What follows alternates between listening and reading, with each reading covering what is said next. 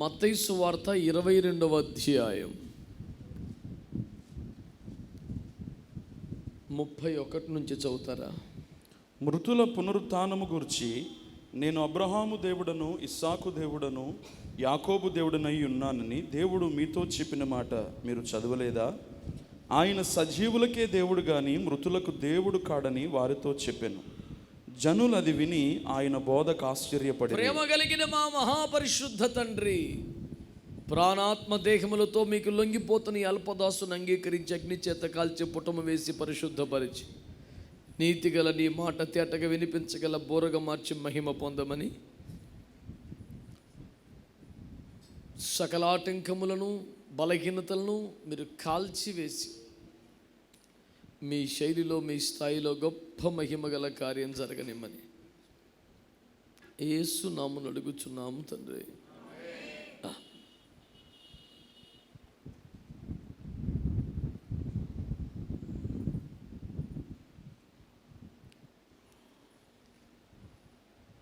ప్రభునందు మిక్కిలి ప్రియమైన దేవుని బిడ్డలారా, బాగుందా సౌండ్? కంఫర్ట్గా ఉందా?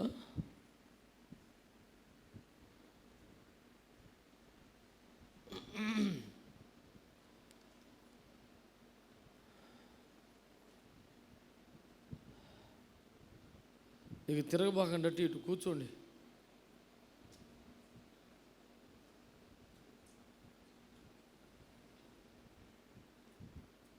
ఏమెందుకు తిరుగుతుంది? ఇంకా అందరూ సెల్ ఫోన్లు ఆపేసేయండి అమ్మా, మోగకూడదట, తప్పు. సైలెంట్లో పెట్టడమో స్విచ్ ఆఫ్ చేయడమో చేయండి. హల్లెలూయా, దేవునికి స్తోత్రము కలుగునుగాక. హల్లెలూయా చెప్పండి అందరూ. ప్రభునందు ప్రియులారా, ఒక ప్రాముఖ్యమైన పాఠం మీ ముందుకు తెస్తున్నాను, జాగ్రత్తగా వినండి. ప్రభు యేసుక్రీస్తు వారి బోధలు ఆశ్చర్యకరంగా ఉండేవి. నా ముఖం చూస్తే ఏమన్నా విషయం అర్థమైంది. చాలా వింతగా ఆశ్చర్యంగా ఉండే ఆయన బోధలు. తమ బోధకుల వలె, ప్రధానుల వలె, శాస్త్రుల వలె, పరిసయ్యుల వలె కాక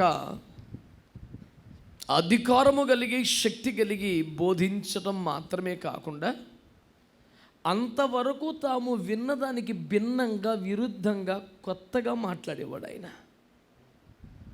అంతవరకు వారు నమ్ముతున్నది ఒకటి, వారు వింటూ వస్తున్నది ఒకటి, ఈయన చెప్పేది ఒకటి. చాలా కొత్తగా ఉండేది. మృతుల పునరుత్థానానికి సంబంధించిన సబ్జెక్టు మాట్లాడుతా ప్రభువారు, రేయ్ ఏం పనిరా నీకు, ఇటు చూడు, ఏమన్నారంటే,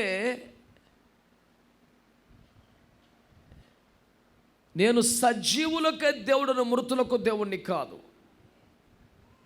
అన్నారు.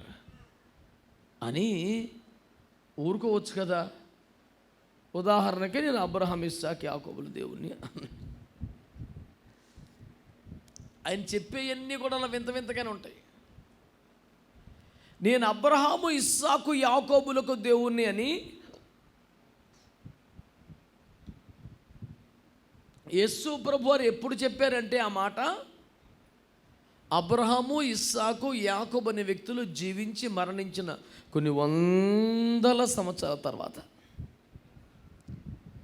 ప్రభు చెబుతున్న ముగ్గురు ఎప్పుడో చచ్చిపోయారు. వారు కూడా నా బిడ్డలే, నేను వారికి దేవుడిగా ఉండేవాడిని అంటే ఇబ్బంది ఏమీ లేదు. నేను వాళ్ళకి దేవుణ్ణి, అలాగని మృతులకు కాదు సజీవులకే దేవుణ్ణి అంటే ఎట్లా కుదురుద్ది అసలు? చనిపోయిన ముగ్గురు పేర్లు చెప్పి నేను వారికి దేవుణ్ణి అంటూ, నేను మృతులకు దేవుణ్ణి కాదు సజీవులకే దేవుణ్ణి అంటే ఎలాగండి? తన పక్కన పేతురు, యాకోబు, యోహాను, ఆంద్రియ, ఫిలిప్పు, బర్తలోమై ఇలాంటి వారు ఉన్నారు కదా. వాళ్ళ పేర్లు చెప్పి నేను పేతురు, యోహాను, యాకోబుల దేవుణ్ణి అనగా సజీవులకు దేవుణ్ణి, మృతులకు దేవుణ్ణి కాదంటే ఈజీగా అరుగుద్ది, ఇబ్బంది లేదు. ఆల్రెడీ చచ్చిపోయిన ముగ్గురి పేర్లు చెప్పి నేను వాళ్ళ దేవుణ్ణి, అలాగని మృతులకు కాదు సజీవులకి దేవుణ్ణి అంటాడు. ఏందండి? అలాంటప్పుడు బతుకున్న వాళ్ళ పేర్లు చెప్పొచ్చుగా.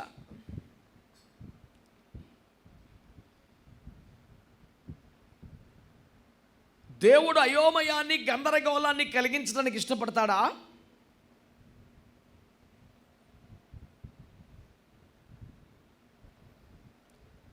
దేవుడు మాట్లాడితే ఉన్న అయోమయం, గందరగోళం తొలగిపోవాలిగా. ప్రశ్నలు పోవాలి, సందేహాలు పోవాలి, జవాబు రావాలి, సమాధానం రావాలి. ఓహో అది సంగతి అన్నట్టుగా వెళ్ళాలిగా.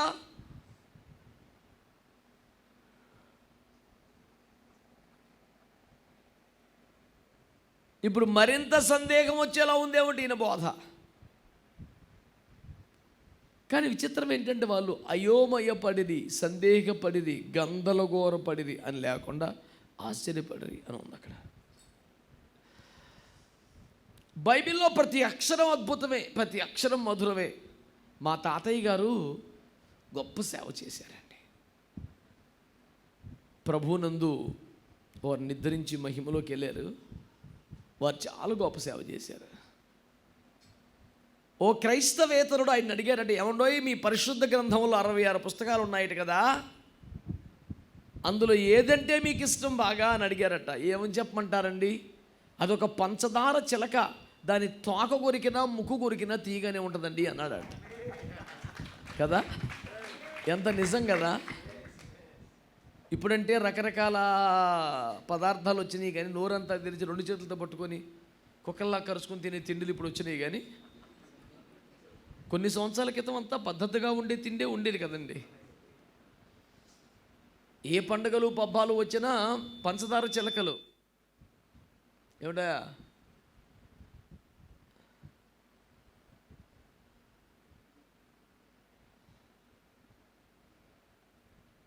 ఈ పండగల్లో పబ్బాల్లో ఉత్సవాల్లో అమ్మేవారు కదా,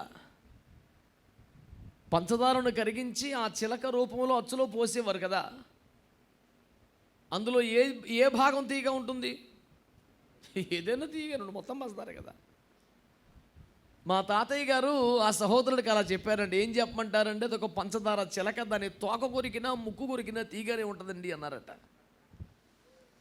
బైబిల్లో ఉన్న మాధుర్యం అలాంటిది కదా.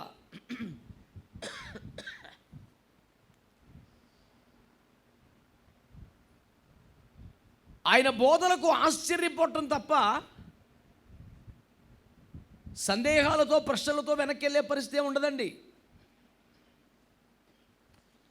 అయితే ఈ రోజున ఈ చిన్న సమస్యను చర్చకు చేపట్టి కొద్ది నిమిషాలైనా ఓ ఆధ్యాత్మిక పాఠం తీసుకునే ప్రయత్నం చేద్దాం. నాతో మీరు ఏకీపిస్తున్నారా? అప్పుడు ఏమనాలి? దైవజనులు సహా అందరూ మౌనంగానే ఉంటున్నారు. ఎందుకో మరి. ప్రభువునందు మిక్కిలి ప్రియులారా, చనిపోయిన 3 పేర్లు చెప్పారు. నేను అబ్రహాము, ఇస్సాకు, యాకోబుల దేవుణ్ణి అని. నేను అబ్రహాం, ఇస్సాకు, యాకోబుల దేవుణ్ణి. ఏంటి అలా చూస్తారు? అలాగని మృతులకు దేవుని అనుకున్నా. మృతులకు కాదు, సజీవులకే దేవుణ్ణి. ఇదేంటండి బాబు? అలాంటప్పుడు సజీవంగా ఉన్న 3 పేర్లు చెప్పొచ్చు కదా. ఏనాడో అబ్రహాం, ఇస్సాకు, యాకోబు అనే పేర్లతో జీవించి మరణించిన వ్యక్తుల పేర్లు చెప్పి వారికి దేవుణ్ణని, నేను సజీవులకే దేవుని అనడంలో అర్థమేమిటి అనే ఒక ప్రశ్న ఎదురొచ్చినప్పుడు మనము ఆలోచన చేస్తే పరిశుద్ధాత్మ దేవుడు నాకు ఒక పాఠం నేర్పారు. దాన్ని మీ ముందు పెడుతున్నాను. ఒకవేళ నా దేవుడు అబ్రహాము, ఇస్సాకు, యాకోబు అనే పేర్లతో జీవించి మరణించిన వ్యక్తులకు మాత్రమే నేను దేవుణ్ణి అని అంటే, ఇప్పుడు మనం ఆయన్ని ప్రార్థించడంలో అర్థం లేదు. అంతే కదా. నేను అబ్రహాము, ఇస్సాకు, యాకోబులకు అనే పేర్లతో జీవించి మరణించిన 3 వ్యక్తులకు దేవుణ్ణి అంటే, ఆయన మృతులకు దేవుడు అవుతాడు కానీ సజీవులకు దేవుడు అవ్వడు. కానీ నేను సజీవులకు దేవుని అంటూ నేను చనిపోయిన వారి పేర్లు చెబుతున్నాడే అంటే దాని అర్థం ఏమిటంటే,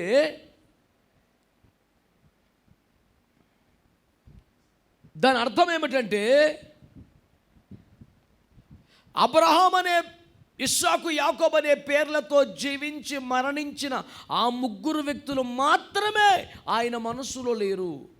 నేను అబ్రహాం, ఇస్సాకు, యాకోబులకు దేవుణ్ణి అంటే ఆయన మనసులో ఆ ముగ్గురే కాకుండా ఇంకెవరో ఉన్నారు. వాళ్ళందరినీ మనసులో పెట్టుకొని నేను వారికి దేవుణ్ణి అంటున్నాడు. బిడ్డలారా, సేవకులు ఉన్నారు కనుక వారి కోసం ఒక మాట అంటున్నాను.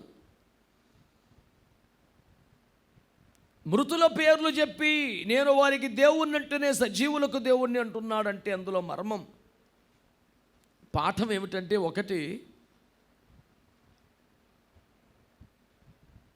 ప్రభువునందు నిద్రించిన వారు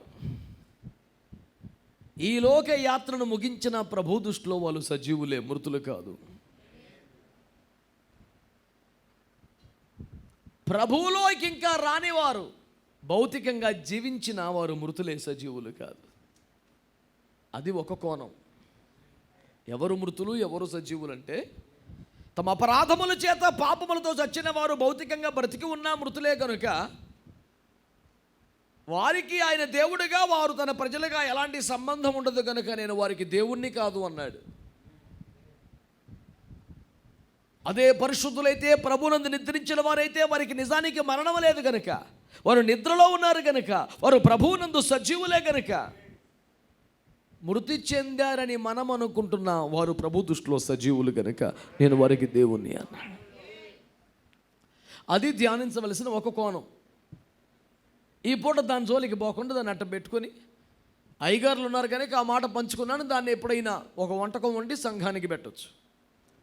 ఇప్పుడు మనం చూస్తున్నది వేరొక వంటకం. అదేమిటంటే, అబ్రహాము, ఇస్సాకు, యాకోబులకు దేవుణ్ణి, అలాగని మృతులకు కాదు సజీవునికి అంటున్నప్పుడు ఆయన దృష్టిలో ఆ పేర్లతో జీవించి మరణించిన ఆ ముగ్గురే ఉండుంటే ఆ మాటకు అర్థం ఉండదు. ఇంకెవరో ఉన్నారు ఆ మాట చెబుతున్నప్పుడు, వాళ్ళెవరో, అది ఈ పూట గొడవ. ఒక్క మాట చాలు అన్నారుగా, ఆ ఒక్క మాట ఇది. దేవునికి స్తోత్రం. బిడ్డలారా, ఈ ఒక్క లాజిక్ మీరు కరెక్ట్గా వినాలి, ఆ తర్కం పట్టుకోవాలి మీరు. అందుకే ఇన్నిసార్లు చెప్పేది. అబ్రహాము, ఇస్సాకు, యాకోబు అనే వ్యక్తులు జీవించారు. యేసు ప్రభు ఈ మాటలు మాట్లాడే కాలానికి వాళ్ళు ఎప్పుడో చచ్చిపోయారు. ఇది కొత్త నిబంధనలో కదా, క్రీస్తు శకంలో కదా మాట్లాడతారు. క్రీస్తు ఎప్పుడు చచ్చిపోయారు కదా వాళ్ళు. వాళ్ళ పేర్లు చెప్పిన వారికి దేవుణ్ణి, కాబట్టి మృతులకు దేవుణ్ణే, సజీవులకి దేవుణ్ణి అంటే అసలు ఇబ్బంది లేదు, ఈజీగా అరుగుద్ది. అలాగనకుండా ఏంటి, నేను వాళ్ళకి దేవుని అన్నాను, మృతులకు దేవుని అనుకుంటున్నారా? కాదు, సజీవులకే అనడంలో కదా ఇబ్బంది వస్తుంది.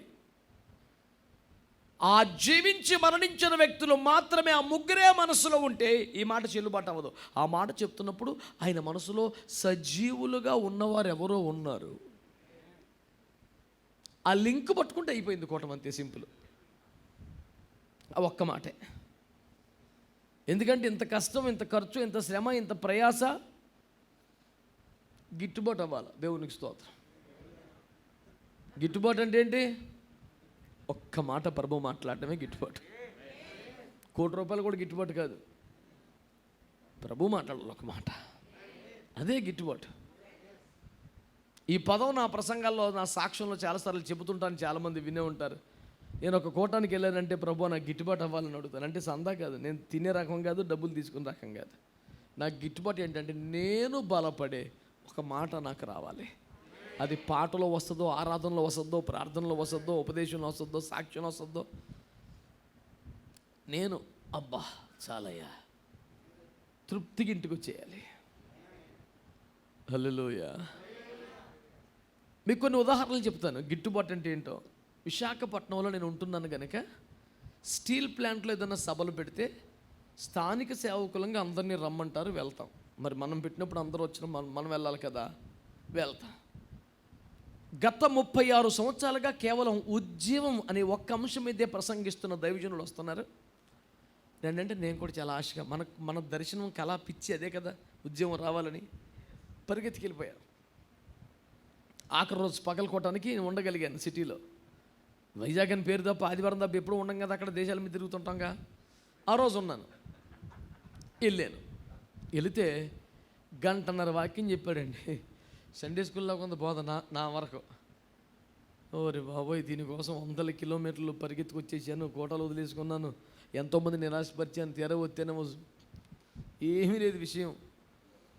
చెంపలు చెక్కిళ్ళు అన్నట్టు పని జరుగుతలేదు అని నేను చాలా నిరాశపడిపోయానండి. కానీ సభా మర్యాద కూర్చున్నప్పుడు తప్పదు కదండి, మరి ముగింపు వరకు కూర్చోవాలి. అలా తల కొంచుకుని కూర్చున్నాను.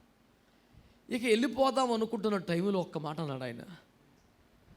భూమి పాపంతో నిండిపోయింది, కానీ నోవహును ఒక్కరిని దేవుడు పట్టుకొని మిగతా ప్రజలందరినీ నాశనం చేసి అతని ద్వారా సంతతిని తీసుకొచ్చాడు. అలాగే ప్రతి తరములో ఎంత జనం చెడిపోయినా నశించిపోయినా తన కొరకు ఒక శేషాన్ని కాపాడుకుంటున్నాడు. ఆ శేషం ద్వారానే మళ్ళీ పని చేసుకుంటున్నాడు అన్నాడు. ఆ మాట నన్ను పాటను పట్టుకుంది. నాకు ఇక దుఃఖం ఆగట్లా, కన్నీరు ఆగట్లా. అప్పుడు దాకా అలాగే ఎందుకు వచ్చాను రా బాబు, టైం వేస్ట్ కోవటానికి, అనవసరంగా స్టేజ్ మీద కూర్చున్న 1.5 సేపు సోది అని బాధపడిపోతాను నేను. ప్రతి తరములో ఒక్కడు నీతిమంతుడిగా నిలబడితే వాణ్ణి శేషముగా పెట్టుకొని అంతా అయిపోయింది, క్లోజ్ అయిపోయింది, మందే విజయం అనుకుంటాడు సైతాన్ గడు. కానీ ఏదో ఒక్కరిని పెట్టుకుంటాడు, ఆడి ద్వారా మళ్ళీ మొత్తం లేపుకొస్తాడు కథ. ప్రతి తరములో ఒకరిని శేషంగా దేవుడు ఉంచుకుంటున్నాడు, వాడి ద్వారానే మొత్తం రివైవల్ వస్తుంది మళ్ళీ అని చెప్పాడు ఆయన. ఇక అంతేనండి, నాకు దుఃఖం ఆగట్లా. ప్రార్థన చేసుకుందాం అంటే కళ్ళు మూసుకుంటూ పాపం వెళ్ళిపోయాను బండి వేసుకుని ఇంటికి. వెళ్ళిపోయి కొన్ని రోజులకి బయటికి రాలేదు నేను. ప్రభువా, నీ చిత్తమైతే ఈ తరంలో నీ పనిని కొనసాగించడానికి పనికొచ్చే ఒక శేషంగా నేను బ్రతకాలనుకుంటున్నాను ప్రభువా, నన్ను కాపాడు ప్రభువా. నీకు ఏడుస్తూ ఉండిపోయిన గదిలో నేను అంటున్నాను, గిట్టుబాటు అంటే అది మనల్ని కదిపేసి పట్టుకుని ఒక్క మాట కావాలి. నేను ఆశపడేది అది. ఎక్కడికి వెళ్ళినా అదే విశాఖపట్నంలో 5,000 మంది ఐఎం మిషనరీస్తో ఒక మీటింగ్ పెట్టారు. స్థానికులం కనుక మేము కూడా వెళ్ళి కూర్చున్నాం. ఆ కూటంలో ప్రారంభ ప్రార్థన చేశాడు ఒక దైవజనుడు. ఇప్పటికీ మర్చిపోలేను, అది 99లో జరిగింది. ఈ రోజుకి మర్చిపోలేను నేను. ఏమన్నాడు తెలుసా? ప్రభువా, ఇన్ని వేల మంది సేవకులను సమకూర్చారు, మీకు స్తోత్రం. నిజానికి మేము ఎవ్వరము లేకపోయినా నువ్వు ఈ ఆత్మలు రక్షించుకోగలవు, కానీ పరలోక రాజ్యంలో మా స్థానం పెంచాలని మమ్మల్ని ఏదో సేవకులుగా చేసి మా ద్వారా ఇవన్నీ చేపిస్తున్నావు బాబు, నీకు స్తోత్రం అన్నాడు. మీరు ప్రారంభ ప్రార్థన ఏం పాడారో ఏం ప్రసంగించారో నాకు తెలియదు. వెనకాల గడ్డిలో పడి ఏడుతానో నేను. నిజమే, నాకు అప్పుడు ఒక 50 మంది విశ్వాసాలు ఉన్నారు. ఈ 50 మంది నేను లేకపోయినా రక్షించబడేవారే. నాకు అర్థమవుతుంది క్లియర్గా. ఓహో, అంటే ఏదో నన్ను అడ్డం పెట్టి నేను వాక్యం చెప్తే వాళ్ళు మారిపోయినట్టు, నా ద్వారానే రక్షణలోకి వచ్చినట్టు, 50 మందిని రక్షించాడు కాబట్టి ఇదిగో నాకు ఒక సింహాసనం కిరీటం అని. నేను లేకపోయినా పని జరిగేది, కానీ నాకేదో పని కల్పించి ప్రభుత్వం కరువు పనులు పెడతా చూడండి, చెరువు కట్ట అక్కడక్కడ తవ్వుతాడు, 500 మందికి వచ్చేస్తుంది వేతనం. నా పోటీ ఒక అభాగ్యుడికి ఏదో ఒక చిన్న పని ప్రపించి, ఈ పని చేసావు కదరా, ఇదిగో సింహాసనం. పరలోకములో నిత్యములో నా స్థానం పెంచటానికే నన్ను సేవకుని చేశాడు తప్ప నేను లేకపోయినా నీ పని చేసుకోగలడో అని నాకు అర్థమైతే ఆ తర్వాత ఇంకేం వినలేదండి నేను. ఇంకా మాటల ప్రసంగం ఏం వినలేదు. నాకు అదే పట్టుకొని తినేస్తున్నాను. మెల్లిగా కుర్చీల్లోంచి వెనక్కి వెళ్ళిపోయి వెనకాల గడ్డిలో మోకాలు పడి ఆశీర్వాదం ప్రార్థన చేసి ఏడుస్తూనే ఉన్నాను. ప్రభువా, నిజమేనయ్యా, నేను లేకపోయినా నాకు నా విశ్వాసాలందరూ గుర్తొస్తున్నారు. అవును, ఆ వ్యక్తి నేను లేకపోయినా రక్షించబడుతుంది, ఈ బిడ్డడు కూడా రక్షించబడతాడు. ఏదో నాకు చిన్న అవకాశం ఇచ్చామంతే నాయన. ఒక్క మాట చాలు, ఒక్క మాట చాలు. అమ్మా, నీవు మనమే చేసినదని యెహోవా నీకు దయచేయునుగాక అన్నాడు ఏలి హన్నాతో. టాప్ అని సమయంలో ఇచ్చి పడిపోయాడు. దేవునికి స్తోత్రం కలుగునుగా. నిత్యములో దేవుని సంకల్పములో ఏర్పాటులో మహిమలో దాగి ఉన్న సమయాలు వచ్చేసాడంతే అన్న గర్భములోనికి. దేవునికి స్తోత్రం కలుగునగా. ఒక్క మాట చాలు, ఒక్క మాట చాలు, ఒక్క మాట. ఈ ఆశతోనే మనం దేవుని సన్నిధిలో ఉందాం. ఆమేన్. బిడ్డలారా, అబ్రహాము, ఇస్సాకు, యాకోబు అనే పేర్లతో జీవించి మరణించిన 3 వ్యక్తులు మాత్రమే దేవుని మనసులో పెట్టుకొని మాట్లాడితే ఈ మాట మాట్లాడేవాడు కాదు. నేను అబ్రహాము, ఇస్సాకు, యాకోబులకు దేవుని అన్నాడంటే ఆ 3 కాదు, వారిలో ఆ మాట మాట్లాడుతున్నప్పుడు ఆయన మనస్సులో ఇంకా ఎవరో ఉన్నారు అనేది నేను చెబుతున్న వాదన.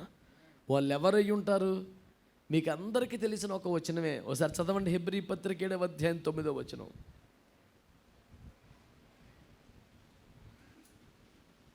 హెబ్రీ 7:9. ఎవరు చదవరా? ఎస్. ఒక విధమున చెప్పిన ఎడల 10వ వంతులను పుచ్చుకొని లేవి కూడా అబ్రహాము ద్వారా దశమాంశములు ఇచ్చెను. ఎలాగనగా మెల్కీసెదకు అతని పితరుని కలుసుకున్నప్పుడు లేవి తన పితరుని గర్భములో ఉండెను. కాస్త ఓపిక చేసుకుని అందరూ స్తోత్రం చెప్పండి. హల్లెలూయా. మీరందరూ తలలు పైకెత్తి నా ముఖం చూస్తూ వింటే ఒక్క మాట చెప్తాను, అమలారా వినండి. తెల్లవార్లు సోది చెప్పుకునే కూటం కాదు, ఒక్క మాట చెప్పుకొని పోయే కూటం ఇది. ఆ ఒక్క మాట మీరు పట్టుకోవాలా. నా వైపు చూస్తున్నారండి అందరూ? హల్లెలూయా. ఏముంటుంది వాక్యం? అందరి దగ్గర దశమాంశములు అనగా 10వ భాగం, దశమ భాగాలు, అందరి దగ్గర దశమ భాగములు తీసుకున్న లేవి కూడా 10వ వంతు ఇచ్చాడు అన్నాడు. ఆ వెంటనే ఆ వాక్యాన్ని అక్కడ ఆఫ్ చేసి నేను ఆది కాండము, నిర్గమ కాండము, లేవియ కాండము, సంఖ్యాకాండము, ద్వితీయోపదేశ కాండము సహా 1కి 10 సార్లు అణువణువు జల్లెడ పట్టినట్టు చదివాను. ఎక్కడ లేవి దశమగం ఇచ్చినట్లేదు. Nowhere I could find in Bible. సంఖ్యాకాండములో లేవి కూడా దశమ భాగం ఇవ్వాలి అని ఉంది, కానీ ఇచ్చినట్లేదు. It was not recorded in Bible that Levites had given their tithes. వింటున్నారా నా మాటలు? లేవీయులు కూడా తమకొచ్చిన దశమ భాగాల్లో దశమ భాగం ఇవ్వాలి అని ఉంది, కానీ ఇచ్చినట్టు ఎక్కడ కనపడలేదు. కానీ హెబ్రీ పత్రికలో అపోస్తలుడైన పౌలు గారిలో నుంచి పరిశుద్ధాత్మ దేవుడు ఏమని మాట్లాడుతున్నారంటే, అందరి దగ్గర దశమ భాగాలు తీసుకున్న లేవి కూడా దశమగలు ఇచ్చేశాడు అన్నాడు. ఏమా అలా లేదా? మరి నన్ను నమ్ము, అక్కడ లేని చెప్పను కదా.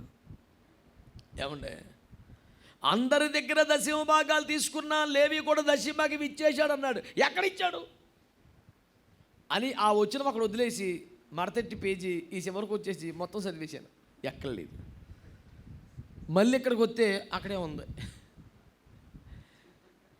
5 పుస్తకాలు తిరగమరగా చదివేసి మళ్ళీ ఇక్కడికి వస్తే ఇక్కడ ఉంది అది మళ్ళీ ఆన్సరు. అప్పుడు నాకు అర్థమైంది ఏంటంటే, కంగారు పడకుండా శాంతంగా చదివితే ఆన్సర్ దొరుకుతుంది. ఆ పేజీ మడతట్టేసి ఈ కడకు వచ్చేసాను నేను. వచ్చేసి ఆది కాండం, నిర్గమకాండం, లేవి కాండం, సంఖ్యాకాండం, ద్వితీయోపదేశ కాండం తెగ చదివేస్తే ఆన్సర్ లేదు. మరి ఇలా రాసేటబ్బా అని ఇక్కడికి వస్తే అక్కడే ఉంది ఆన్సర్. ఎప్పుడైనా ఎక్కడైనా ఎవరికైనా డౌట్ వస్తే, సందేహం వస్తే, ప్రశ్న వస్తే నేను చెప్పే ఉపదేశం ఏమనగా శాంతంగా తీరిగ్గా చదవండి, మీకు అర్థమైపోద్ది. పెద్ద ఇబ్బంది ఏమి ఉండదు. ఈ ప్రపంచంలో ఏ గ్రంథమైనా ఎవరో ఒక రచయిత రాస్తాడు, పాఠకులు చదువుకుంటారు. అతను ఎక్కడో ఉంటాడు, ఇల్లు ఎక్కడో ఉంటారు. ఒక్క పరిశుద్ధ గ్రంథం యొక్క రచయిత మాత్రమే ఎవడెప్పుడు ఎక్కడ చదివిన వాడి పక్కనే ఉండి వాడికి వచ్చే ప్రతి సందేహానికి జవాబు చెప్పగలుగుతాడు. ఇలాంటి గ్రంథం ఇంకా లేదండి. సత్యవేద గ్రంథము చదువ చక్కని గ్రంథము ఎందుకన్నారు అనుకున్నావు? మరి దీని రచయిత పక్కనే ఉండి మనకేమో డౌట్లు వస్తే చెప్తూ ఉంటాడనమాట. అలాంటి అద్భుతమైన రచయిత పరిశుద్ధాత్మని ఇంకో గ్రంథానికి వెళ్ళాడు. దేవునికి స్తోత్రం. విషయానికి వద్దాం. అందరి దగ్గర దశమ భాగములు తీసుకునే లేవి కూడా ఇచ్చాడు అన్నాడుగా. ఇవ్వాలని ఉంది కానీ ఇచ్చినట్టు లేదుగా. ఏమిటబ్బా ఈ చిక్కని చూస్తే ఆన్సర్ చెప్పేశాడు ఏమని? ఎట్లనగా అతని పితరుడు, లేవి పితరుడు ఎవరు? అబ్రాం. మెల్కీసెదకును కలుసుకున్నప్పుడు మెల్కీసెదకు చేతిలో దశమభాగం పెట్టాడు కదా, అలా పెట్టినప్పుడు ఈ లేవి అబ్రహాము గర్భములో ఉన్నాడంటే ఏమన్నా అసలు బోడిగుండికి మోకాలికి ముడేసినట్లేదు, అసలు తెములుతా లేదు పని.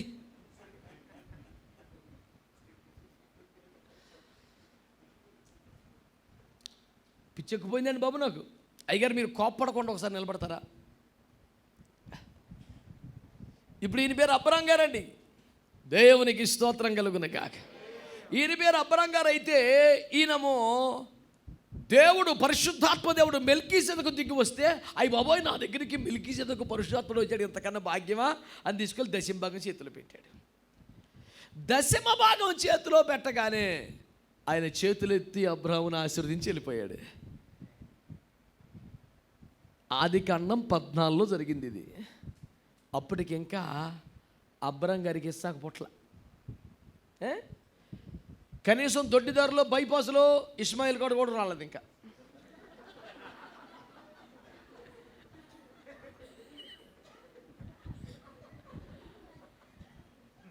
ఈయనక చూడబాకండి, నేను చెప్పేది ఆ అబ్రాం గురించి. అయ్యగారు బంగారం. దేవునికి స్తోత్రం. ఇస్సాకు లేడు కనీసం అనండి, ఇష్మాయేలు కూడా. ఇది జరిగిన చాలా కాలానికి ఇస్సాకు పుట్టాడు. చాలా కాలానికి, ఎప్పుడో 20-25 ఏళ్ళకి ఇస్సాకు పుట్టాడు. మరి ఇతని కడుపులో అప్పటికి ఇస్సాకు కూడా లేకపోతే యాకోబు ఎక్కడ ఉంటాడా చెప్పండి? ఇస్సాకుకి పుట్టినవాడు కదా యాకోబు. యాకోబే లేకపోతే రూబేను, షిమ్యోను, లేవి ఆడెక్కడొస్తాడు? ఒక 4 తరాల తర్వాత రాబోతున్నవాడు కదా లేవేరేవాడు. కానీ యేసుప్రభు ఏమన్నాడు? ఇలాగివ్వండి, ఉత్తినే ఇవ్వండి, పని నిజంగా వద్దులండి, మీ డబ్బులు దాచుకోండి బాబు, మాకు ఎందుక ఉరికినే ఉత్తినే అలాగా. ఏమా చూసావా ఇక రుచి చేయటాడు, ఫోటో తీసుకో. దేవునికి స్తోత్రం. ఇప్పుడు మెల్కీసెదకు చేతిలో అబ్రహాం గారు ఏమి ఇచ్చారండి? దశమభాగం ఇచ్చినప్పుడు ఇచ్చినవాడు అబ్రహాం గారు, పుచ్చుకున్నాడు మెల్కీసెదకు గారు. అప్పటికి అబ్రహాము గర్భములో కనీసం ఎవరు లేరు. ఇస్సాకే లేకపోతే, యాకోబే లేకపోతే, అంటే అబ్రహాముకి 4 తరాల తర్వాత రాబోతున్నవాడు. ఆడు పుట్టాలి, పెద్దోడు అవ్వాలి, దేవుని కొరకు రోషం కలిగి ఉండాలి, సొంత సహోదరుల మీద ఖడ్గం జొలిపించాలి. దీనిని బట్టి యెహోవా పక్షముగా రోషము కలిగి ఉన్నాడు కనుక ఇది మొదలుకొని లేవీలే యాజకత్వం చేయమనాలి, యుద్ధం చెయ్యాలా, స్వాస్థ్యాలు రావాలా, వచ్చిన దాంట్లో ఇడికి వాటా ఇవ్వకుండా 11 మందికి పనిచేయాలా, మీరు పండించి దశమభాగం తెచ్చిమని చెప్పాలా, గుడి కట్టాలా, అప్పుడు దశమభాగం ఇవ్వాలి. ఇంత కథ ఉంది. ఎప్పుడో 4 తరాల తర్వాత రాబోతున్నవాడు లేవి. పుట్టి పెరిగి పెద్దవాడై యెహోవా పక్షముగా రోషము పూరిన తర్వాత ఎంపిక చేయబడి ప్రత్యేకపరచబడాలి, యాజకత్వం అనుగ్రహించబడాలి, ప్రజలకు స్వాస్థ్యములు రావాలి. అప్పుడెప్పుడో ఆ దశమభాగం కూడా వస్తుంది. కానీ ఏమంటున్నాడు? ఇవేమీ లేనప్పుడు, లేవి తండ్రి యాకోబు లేనప్పుడు, యాకోబు తండ్రి ఇస్సాకు లేనప్పుడు, ఆ ఇస్సాకు గర్భములో పడటానికి కనీసం 20-25 ఏళ్ళ ముందు ఎప్పుడో అబ్రహాము ఒంటరిగా ఉన్నప్పుడు దేవుడు అంటున్నాడు, రేయ్ అబ్రహాము నాకు దశమభాగం ఇచ్చాడు కదా, లేవి కూడా ఇచ్చేశాడు అన్నాడు. ఎట్ట ఇచ్చాడు? ఎప్పుడు ఇచ్చాడండి లేవి అంటే? అది నాకు దశమభాగం ఇచ్చినప్పుడు వాళ్ళ తాత కడుపులో ఉన్నాడు. అక్కడ ఉందా లేదా మాట? ఇది ఎక్కడ ఉన్నాడండి? ఇంకప్పుడు లేడు కదండి. అంటే ఇప్పుడు ఇవ్వండి గారు అవుతుందే. ఇప్పుడు అబ్రాం గారు ఇచ్చారు, మెల్కీసెదకు గారు తీసుకున్నారు. మెల్కీసెదకు తీసుకున్నప్పుడు ఎవరిచ్చారు చెప్పండి? ఇప్పుడు చెప్పాలి మీరు, ఎవరిచ్చారు చెప్పండి? మన వరకైతే అబ్రాం ఒక్కడే ఇచ్చాడు. కానీ యేసు ప్రభుకి ఎవరు ఇచ్చినట్టు అయింది?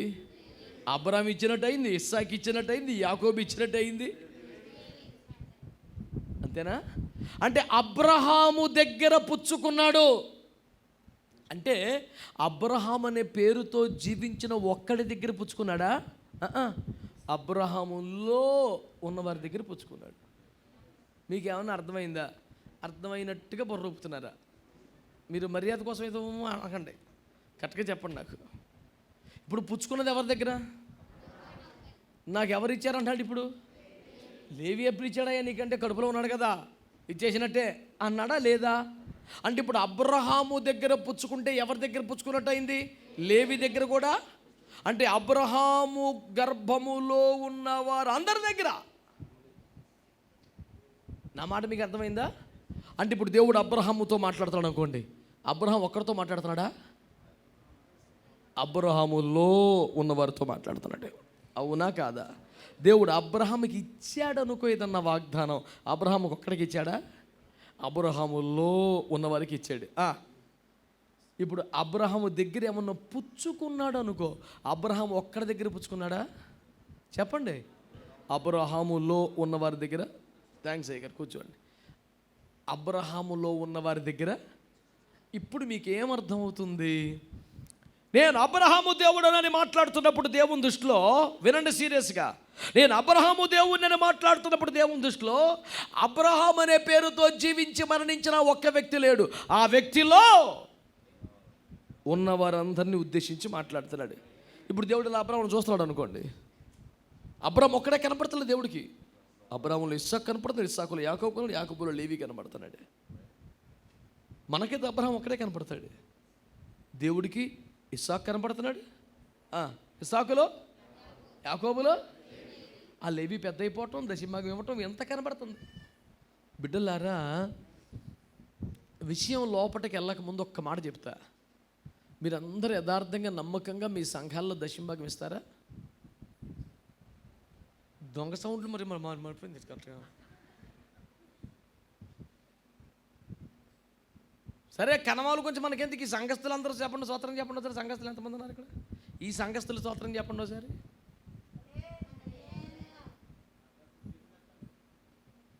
ఏం మొత్తం గట్టిగా 10 మంది కూడా లేరేటమా? వర్మా స్తోత్రవా? సౌండ్ తగ్గిపోయింది మరి. అది దేవునికి స్తోత్రం చెప్పండి. మీరందరూ యథార్థంగా నమ్మకంగా దశమ భాగాలు దేవుని మందిరానికి పట్టుకొస్తున్నారా? మరి అను తునమోపరమో కలిగిందానికి ఇస్తున్నామండి. సన్నాయి నొక్కులు వద్దండి. ప్రతి రూపాయిలో 90 పైసలు నీదే, ప్రతి 100లో 90 రూపాయలు నీదే. నింగినేలా గాలి నీరు నిత్యము వెలిగే సూర్య చంద్రులు, ఇన్ని అపనంగా ఇచ్చేశాడు. నింగి, నేల, గాలి, సూర్యుడు, చంద్రుడు, ఆరోగ్యం, అవకాశం, ఉపాధి అన్నీ ఇచ్చి మొత్తం పెట్టుబడి అంతా నేనే పెట్టాను. అయినా 90 నువ్వు తినే 10 నాకు ఇవ్వను అన్నాడు. దానికి నొప్పులు పడితే ఎలాగవుతుంది? ఇప్పుడు మా తమ్ముడు ఉన్నాడు, కొన్ని కోట్ల రూపాయలు ఉన్నాయి ఆయన దగ్గర. నేను పేదరికంలో ఉన్నాను, అల్లాడిపోతున్నాను, చూడలేక ₹1,00,00,000 ఇచ్చి, అనే ఏదైనా వ్యాపారం పెట్టుకో అన్నాడు. మొత్తం ₹1,00,00,000 పెట్టుబడి ఎవరిదే? అయిందే. నేనేదో పని చేస్తున్నాను కాబట్టి ఇప్పుడు ఎవరు ఎక్కువ వాటా తీసుకోవాలి లాభంలో? తేడాగా మొహం చూస్తారంటారు బాబు మీరు. ఇప్పుడు ₹1,00,00,000 పెట్టుబడి పెట్టినాడు ఆయన, నేను ఉతికి అందులో పని చేస్తున్నాను కొట్టుకాడ. కాబట్టి ఎక్కువ హక్కు ఎవరికి ఉంటుంది? అంతే కదా. నాకేదో జీతం ఇస్తే గొప్ప, 10 పైసలు వాటా ఇస్తే ఎక్కువ. కానీ ఇప్పుడు ఆ సిల్వరాజు గారి ప్లేస్లో యేసుప్రభు వచ్చారు. అవునాడు అంటే మొత్తం పెట్టుబడి నేనే పెట్టాను నీకు, అయినా 90 నువ్వు తీసేసుకొని 10 ఇవ్వరా అంటున్నాడు. మరి అయినా సరే మరి మాకు ఇవ్వాలి ఉంటుంది కండి, కుటుంబంలో పరిస్థితులను బట్టండి, మరి ఏంటండి అదండి ఈ సన్నాయి నొక్కలను నొక్కుతున్నాం అనుకో, ఈలోపు అక్కడ యేసుప్రభు పైన కరెంట్ ఫీజు అక్కడ తీసేస్తాడు పైన. ఓ స్విచ్లో నొక్కేస్తుంటావు, ఇక్కడ రాదు, అక్కడ మెయిన్ తీసేసాడు కదా. దేవునికి స్తోత్రం, హల్లెలూయా. చిన్నప్పుడు ఆగిపోయిన మా తాతగారు కారు వేసుకొచ్చి రాత్రి ఇంట్లోకి వెళ్ళగానే మేము ఆగిపోయిన కారులో కూర్చొని తిరిగి తెగ తిప్పేసేవాళ్ళం.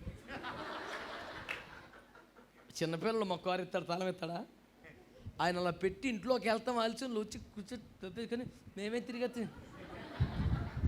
వెళ్తుందా బండి ముందుకి? ఎందుకని ఆగిపోయిన కారు చీరిని తిప్పుకుంటే ఎక్కడికి వెళ్తాం మనం? మన బతుకులు ఎదరికి వెళ్ళాలో వద్దా?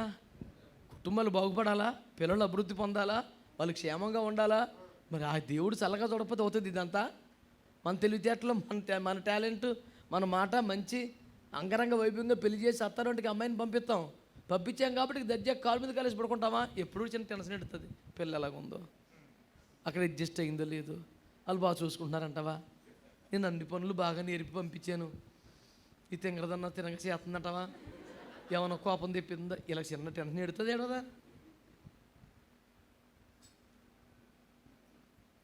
ఆయన ఉన్నాడన్న ధైర్యం లేకపోతే మనం హాయిగా నిద్రపోగలమా? మర్చిపోతే నిద్రపడుతుంది అలా. నేను అందుకనే ఈలో కూడా ఒక పెళ్లి చేశాను. పెళ్లి చేసినప్పుడల్లా మాట అంటాను, కన్యాదానం చేసినప్పుడు అమ్మాయి చేతుల్లో అబ్బాయి చేతిలో పెట్టినప్పుడు, ప్రభువా ఈ అబ్బాయి చేతులు కాదయ్యా, నిన్ను నమ్మి నీ చేతిలో పెట్టి వెళ్తున్నారు వాళ్ళు, నువ్వే కాపాడు బాబు అని ప్రార్థన చేస్తాను నేను. ఎవరు నమ్ముతామండే? ఆయన నమ్ముకుని ఎడుతున్నాం కదా. స్తోత్రం చెప్పరే. ఎంత మంచి వాళ్ళైనా, ఎంత ప్రేమ గల వాళ్ళైనా చిన్న టెన్షన్ ఉంటుందా ఉండదా? లేనిపోయిన అపార్థాలు రాకూడదండి దేవుడు. చిన్నపిల్లండి ఇప్పుడు ఎక్కడికి సొంతంగా పంపలేదు, కూడబెట్టుకుని తిప్పాను దాన్ని. ఇప్పుడు ఒకసారి గబ్బుకుని వదిలేసి వస్తుంటే అది గొక్క పెట్టి చేసి పట్టిన మనసు పాడైపోయింది.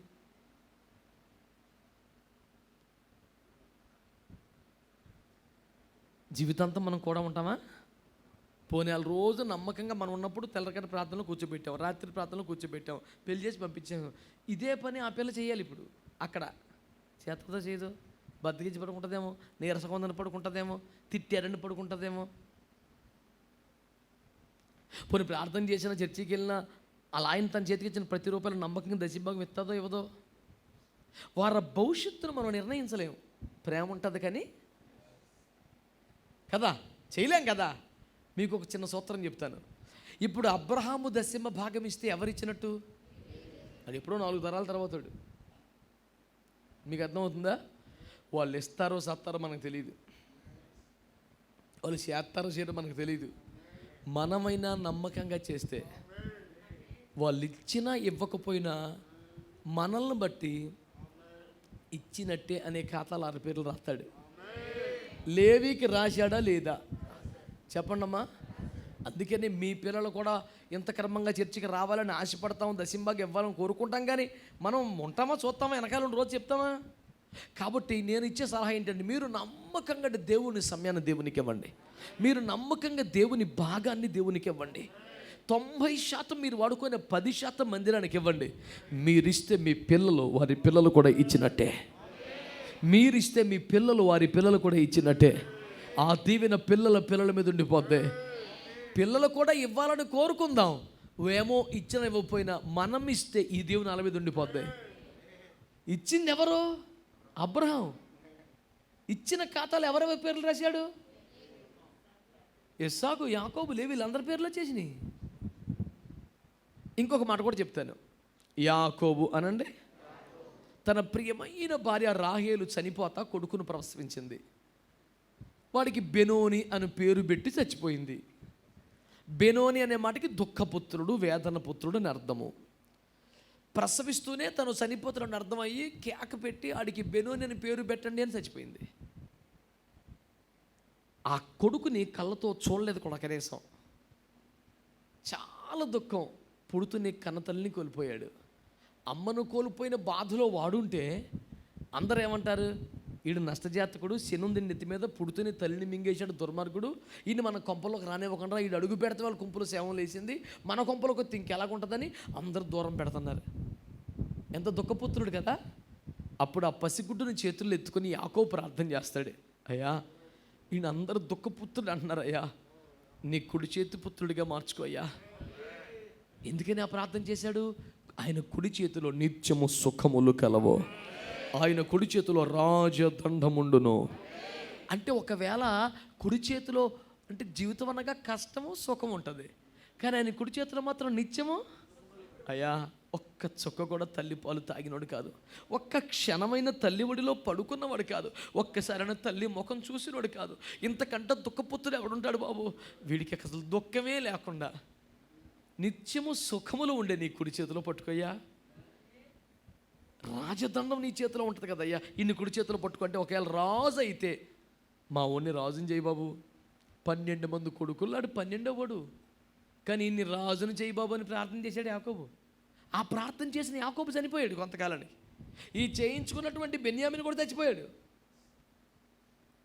సుమారు ఈ ప్రార్థన తర్వాత 430 సంవత్సరాల దాసత్వం, ఆ తర్వాత 300 సంవత్సరాల న్యాయాధిపతుల కాలం, మధ్యలో 40 సంవత్సరాల యాత్ర, మోర్ దెన్ 770 సంవత్సరాల తర్వాత ఇజ్రాయేలుకి రాజు కావాలంటే సమూయేలు మోకరించి ప్రార్థన చేస్తుంటే బెన్యామీను గోత్రికుడు రేపు పొద్దున వస్తాడు, ఆయన కింగిని చేసి అన్నాడు. ఆడెందుకు ప్రభా, ఫస్ట్ రూబేన్ ఉన్నాడు కదా, ఉన్నాడు తేడా చేస్తే సిమ్యోన్ ఉన్నాడు కదా, ఉన్నాడు కాకపోతే లేవి ఉన్నాడు కదా, పోనీ యోధా ఉన్నాడు కదా, ఇస్సాకులు ఉన్నాడు, నఫ్తాలి ఉన్నాడు, దాను ఉన్నాడు, ఆషేర్ ఉన్నాడు, ఓల్డ్ మంది ఉన్నాడు, ఈడెవడి మధ్యలోని వీళ్ళందరికన్నా ఏ క్లాస్ అని యోసేపు ఉన్నాడు. ఏ రకంగా ఇడి బెటరో ఇడికి ఎందుకు ఇవ్వాలా అంటే దేవుడు అంటాడు సమయంతో ఏమి లేదులేరా, వాళ్ళ తాతగారు ఏడితే సరిలేరా అన్నాను నేను, ఆడికి ఇచ్చే ఛాన్స్ అంటాడు. ఈ 12వ వాడు అందరికైనా చిన్నవాడు, రాజు అవ్వడానికి ప్రత్యేక అర్హత ఆడికి ఏముంది, ఆడికి ఎందుకు ఇవ్వాలా, అర్హత ఏమి లేదులేరా, అయినా ఇచ్చే. ఎందుకు ఇవ్వాలంటే వీళ్ళ తాతగారికి మాట ఇచ్చాను నేను.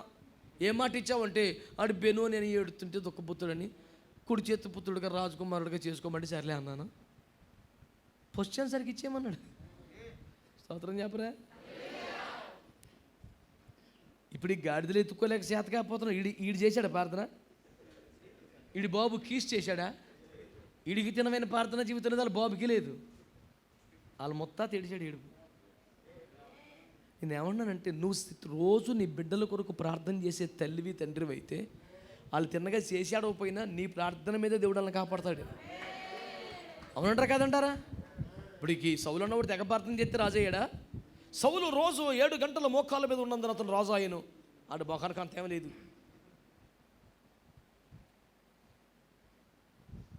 నీకు అర్థమైందా? ఎవరి ప్రార్థన బట్టి చలాయించుకొచ్చాడు. అందుకే నేను చెప్తున్నాను, మీరు ప్రార్థన చేయండి బాబు తిన్నగా. మీ బిడ్డల కొరకు రేయి మొదటిదాము లేచి కన్నీరు కార్చండి, చేతులు ఎచ్చండి. ఆ పిల్లల మీద దీవి నుండి పోద్ది. మీరు నమ్మకంగా దశంభాగాలు ఇవ్వండి, పిల్లలకి దీవి నుండి పోద్ది. వాళ్ళు కూడా మీలాగే భక్తిగా ఉండాలని కోరుకుంటున్నాం. ఒక ఉండకపోతే పరిస్థితి ఏంటి?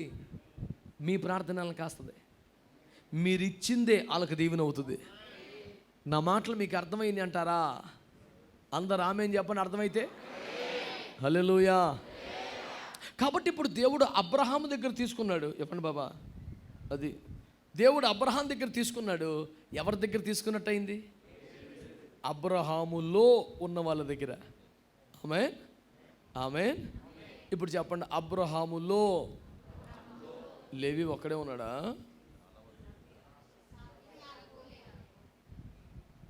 ఇస్సాకు, యాకోబు, లేవి అంతే ఉన్నారా? పిచ్చి మొఖాలని మనందరం ఉన్నాం.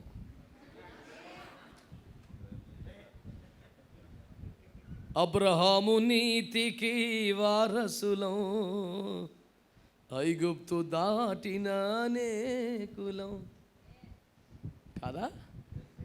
మోషే బడిలో బాలురము, యేసయ్య ఒడిలో కృతార్థులం మేము, ప్రియ శిష్యులం నిబంధన జనులం.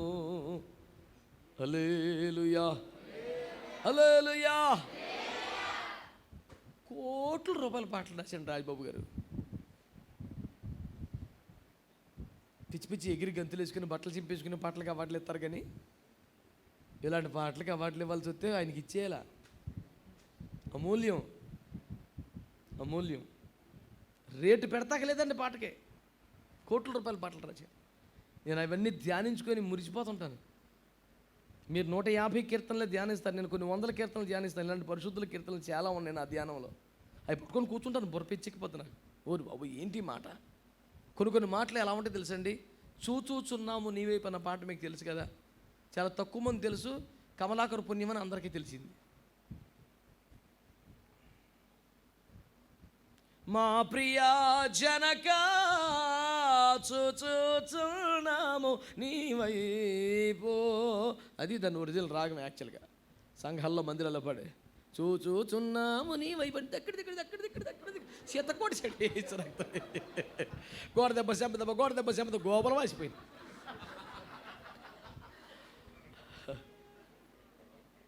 అసలు ఒరిజినల్గా ఆ పాట చర్చిలో ఎలా పాడు? మా ప్రియా జనక చూచుచున్నాము నీ వైపు, అది దాని లెక్క. అందులో ఒక చరణం ఉంటాడు. చరణంలో ఆఖరి పాదం మీకు చెప్తాను, ఒక లైన్ ఏంటి తెలుసా? నీ భయముతో మేము, నే భయము లేకుండా అనండి ఒకసారి. నీ భయముతో మేము, నే భయము లేకుండా. నీ భయం మాకుంటే ఇంకే భయం అక్కర్లేదు. అసలు ₹1,00,00,000 అండి ఒక్కొక్క పాట రాస్తే పిచ్చెక్కిపోద్ది. నాకు కూర్చొని ధ్యానం చేస్తున్నాను, ఓరి బాబోయ్ నీ భయం ఉంటే ఇంకే భయం ఉండదు. ఇన్ని భయాలు నీ పేరణకి ఎందుకు చుట్టుకొని అసలోడికి భయపడక నువ్వు. దేవునికి స్తోత్రం చెప్పరు. దేవుడు చూస్తున్నాడు, దేవుడు మాట ఇచ్చాడు, దేవుడు హెచ్చరించాడు, దేవుడు ఆజ్ఞాపించాడు. కడుపులో ఆ భయం లేక నీకు ఇన్ని భయాలు చుట్టుకున్నాయి. ఆయనకు ఒక్కడికి భయపడితే ధైర్యంగా బతికే, అక్కడ భయపడవు. ప్రభు దినం అని తెలుసు, ₹100 ఎక్కువ దొరికితే పనికి వెళ్ళిపోతాం. ఉపవాస కూడికి అని తెలుసు, చుట్టం వస్తే మానేస్తాం. ఎందుకని? ప్రభు అంటే నీకు ప్రేమామయ్యా, దయామయ్యా, కృపామయ్యా, ఇంతేనయ్యా, అంత అమాయకమయ్యా. ఆ తర్వాత భయంకరమదేవా, తీర్పు తీర్చువాడా, రేవెట్టేసేవాడా. దేవునికి స్తోత్రం, హల్లెలూయా. ఇవన్నీ నీ ఎదుట పెట్టి నేను చీల్చివేదును, తప్పించబడి ఎవడు నువ్వు ఉండని చెప్పాడు. దేవునికి స్తోత్రం కలుగునగా, హల్లెలూయా. ఉగ్రత దినమందు ఆస్తి అక్కరకర అదే రాజు తన సేనా బలము చేత తప్పించుకుని జాలడు. గొర్రె పిల్ల ఉగ్రతకు తాళ జాలడే వాడెవడు? చాలా భయంకరమాదేనో. కడుపులో దేవుని భయం ఉంటే ఇంకేం భయం లేకుండా బతకొచ్చు. దానియేలు దేవునికి భయపడుతున్నాడుగా. అమ్మో నేను తినకూడదు, అమ్మో నేను విగ్రహం చూడదు, అమ్మో నేను విగ్రహం చూ, అమ్మో ఆ భయం ఉందిగా. అందుకని సింహాలు కూడా భయపడతలా. ఆ భయం నేను కుక్క పిల్లకని భయపడుతున్నాయి. గట్టిగా చిన్న బొచ్చు కుక్క పిల్ల అడ్డం వస్తే ఏసు రక్తం చేయం. తండ్రి నీ చేతికి నా ఆత్మను అప్పగించుకొనిచున్నాను. ఇది గ్రామసింహము నాకు అడ్డు తగులుచున్నది, దీన్ని దాటి పోగల ధైర్యము నాకు వచ్చుటలేదు. నీ సన్నిధికి నా ఆత్మను చేర్చుకోయ్యా. మన కెపాసిటీ అది. ఆకలి కొనుచున్న 6 సింహాలు చుట్టూ ఉంటే దర్జాకి మధ్యలో కాలు మీద కాలు వేసి కూర్చున్నాడు. ఏసు రక్తం ఏం చేయి. నాకు ఆరోగ్యం పోగలేక ఇంతమంది అయ్యగారుల మధ్యలో కూర్చున్నాడు, కానీ అయ్యగారులందరూ ఇక్కడ కూర్చుంటే నాకు ఇలా కూర్చోవడం ఇబ్బందిగానే ఉంది. కానీ దానియేలు చూడండి, ఎక్లాసన ఆకలిగా 4 సింహాల మధ్యలో దర్జాకి కూర్చున్నాడు. పైన ఉన్న రాజుగారి స్వరం దుఃఖ స్వరం వస్తుంది, లోపల స్వరం మాత్రం గట్టిగా ఉంది.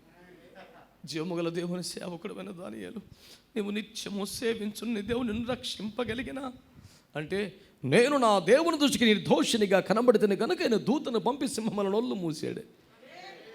ఏదో దేవుని కాపుతలు కాపుతే నోరులు మూస్తే మట్టికి పంజాయేముంది, ఒక్క దెబ్బ కూడా చచ్చిపోతాడు. 6 సింహాలు ఉన్నాయి. అబ్బే దేవునికి భయపడేవాడు దేనికి భయపడకలా. కరోనా తోడువేమంట, డెల్టా అంట, మరి తోడు వస్తుంది భూమి మీద. సాగు లేకుండా సాగు రాదు. మీకు సామెతలు తెలియదనుకుంటా. సాగు లేకుండా ఏదో వంక సత్తాకి. అప్పుడుతో బాగా ఉన్నాడండి, చిన్న గొరకలకు వచ్చి ఏదో సాగు. పాపం జపని చేస్తారు మాట్లాడతా చచ్చిపోడండి, ఏదో సాకు. కేకెత్తి వెళ్ళిపోతాం ఎవడైనా. నరులారా తిరిగి రండి అంటే, ఎక్స్క్యూజ్ మీ జీసస్, అలాగ ఉండదు. ఏమే ప్రాణమా ఎల్లుండిపోతానంటవే, ఏమే ప్రాణమా. ఈ 2 దేహం అంటుందంట, నువ్వు ఉండు వెళ్ళిపోతాకి వెళ్ళేది ప్రాణమా, నువ్వు ఉండు వెళ్ళిపోతానంటవేంటి. మన చిన్నప్పటి నుంచి కలిసిమెలిసి ఉన్న సడన్గా వెళ్ళిపోతాయి. ఏమో ఏమో చేసితి నీకు, ఏమో ఏమో పూసితి, అయినను నా మీద ప్రేమ లేక నన్ను విడిచిపోతానంటవే ప్రాణమా. ఇవన్నీ చెప్తుంటే నాకు ఉండాలనిపిస్తుంది, కానీ కేకేస్తున్నాడు. ఓనర్ గారు స్తోత్రం చెప్పండి. ఇంక ఛాన్స్ ఉందంటారా?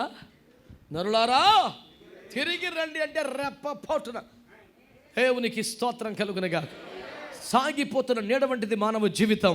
చేదు నుండి కారుతున్న బిందువుల వంటిది మానవ జీవితం. ఇంతలో కనబడి అంతలో మాయమై ఆవిరి వంటిది మానవ జీవితం. క్షణమాత్రముండు ఈ యొక్క తుచ్చమైన క్షణికమైన జీవితంలో పిచ్చి ఆశలు పెంచుకోకుండా దేవునికి భయపడి బతికితే దర్జాగా ఉంటుంది. ఒక్కలన్న స్తోత్రం చెప్పారా? హల్లెలూయా. కాబట్టి ఇప్పుడు దేవుడు అబ్రహాము దగ్గర పుచ్చుకుంటే ఎవరి దగ్గర పుచ్చుకున్నట్టు అయింది? లేవి దగ్గర కూడా పుచ్చుకున్నట్టు అయింది కదా. నేనేమంటానంటే ఇప్పుడు అబ్రహాములో ఉన్న వాళ్ళందరూ అనండి. నేనేమంటానంటే అబ్రహాములో ఉన్నవారంటే ఎలాగా? అమాలేకులు ఉన్నారు, మోయాబీలు ఉన్నారు, కనానీయులు ఉన్నారు, హివ్వీయులు ఉన్నారు, పెరిజ్జీయులు ఉన్నారు, సెయిరు మన్యవాసులు ఉన్నారు. వీళ్ళందరూ అబ్రహాములో ఉన్నట్టేనా? ఎట్లయితారు? అబ్రహాము వారసులైతేనే అబ్రహాం పిల్లలు. మనందరం కూడా అబ్రహాం పిల్లలమనే ఫీల్ అవుతున్నామండి, నమ్ముతున్నామండి అంటే కుదరదండి. దానికి లాజిక్ ఉంది మళ్ళీ. అయితే అబ్రహాంలో మనందరం ఉన్నట్టేనా? శాస్త్రి గారును ఏం పేరు గారి పేరు?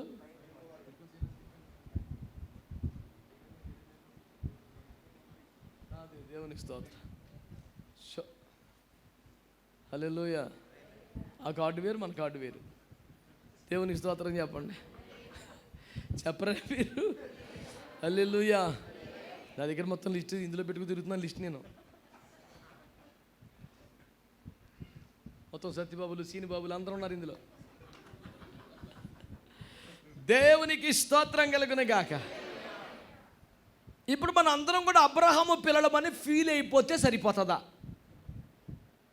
మత్తయి సువార్త 3వ అధ్యాయం 7 నుండి చదవండి. అతడు పరిసయ్యులలోను సద్దూకయ్యులలోను అనేకులు బాప్తిస్మం పొందవచ్చుట చూచి, సర్ప సంతానమా, రాబోవు ఉగ్రతను తప్పించుకున్నటకు మీకు బుద్ధి చెప్పిన వాడెవడు? సర్పములారా, సర్ప సంతానమా అని ఇశ్రాయేలీలు అన్నారు. ఏమండి, వాళ్ళు వాస్తవానికి రక్త సంబంధంగా శరీరానుసారంగా అబ్రహాం సంతానమే కదండి. వాళ్ళు ఆ అబ్రహాం సంతానం పట్టుకొని ఏమన్నాడండి యేసు బాప్తిస్మ యోహాను?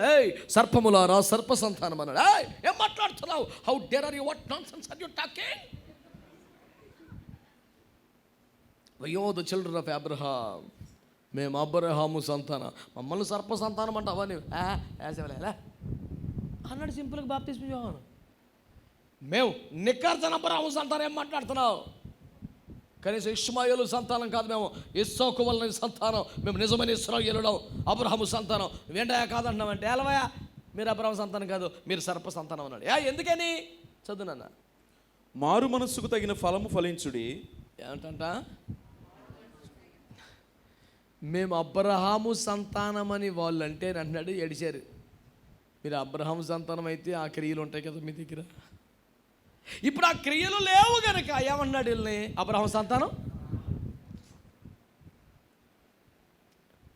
వాళ్ళు ఏమన్నాడు? సర్ప సంతానం అన్నాడు. ఏంటో ఎలా మాట్లాడుతున్నావు? మేము అబ్రహాము సంతానం వాళ్ళు అన్నారు. అబ్రహాము సంతానం అయితే అబ్రహాం క్రియలు చేస్తారు కదా, మీ దగ్గర క్రియలు లేవు, మీరు అబ్రహాం సంతానం కాదన్నాడు. మత్తయి లూకా సువార్త 19:10 ఏమన్నాడు? ఇతడును అబ్రహాము కుమారుడు. ఎందుకన్నాడు? ఎందుకనగా నేడు ఇంటికి రక్షణ వచ్చి ఉన్నది. అంటే ఎవరైతే రక్షణ పొందుతారో వారే అబ్రహాము సంతానము. స్తోత్రం చెప్పారా లేదా?